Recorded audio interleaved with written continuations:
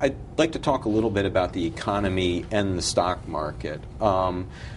The economy it seems, is going to be limping along in 2011. What is that going to mean or not mean for the stock market?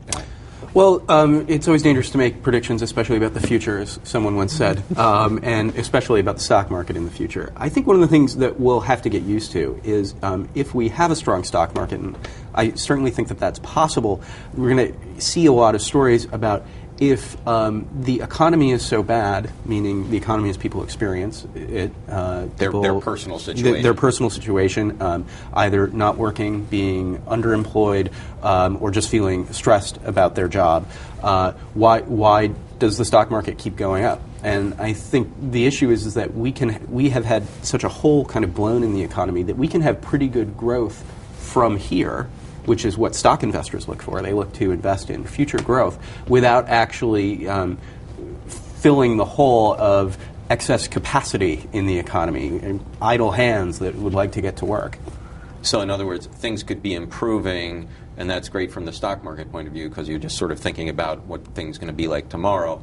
On the other hand, in the big picture in everyday households, we're still way far away from where we were. That's right. Things don't get back to trend, and companies don't feel the need to hire. The layoffs that we've seen have generally been fairly good for corporate balance sheets. Corporate balance sheets are pretty strong, and we're now in a period of not gangbusters growth, but growth, and investors look toward the future. So it's certainly conceivable that you could have stock market gains from here, but again, without that being felt strongly on Main Street. That's less a prediction about the stock market than really an expression of just how far down we are from where we used to be.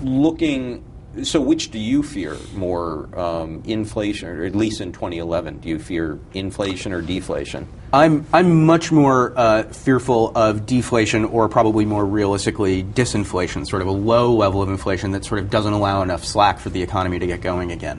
That seems to be what we're seeing in the numbers. I worry that the skepticism of the broad general public towards what the Fed is doing is going to make it actually very hard for the Federal Reserve to do what needs doing, and it's going to make it hard for there to be a fiscal backup to that kind of monetary policy. There's sort of two. What do you mean by a fiscal backup? There's two engines of stimulus. There's what the Fed does, that's monetary policy, right, and then there's what Congress and the President can do, which is putting money into the economy through spending and tax decisions. So my view is that I'm worried more about that, particularly in the near term. I don't see many signs of inflation. Now, there's a tricky issue here, which is that there's a difference between what would be the best policy for the country and what should investors be thinking about. It may be good policy for the country to be fighting deflation even at the risk of higher inflation.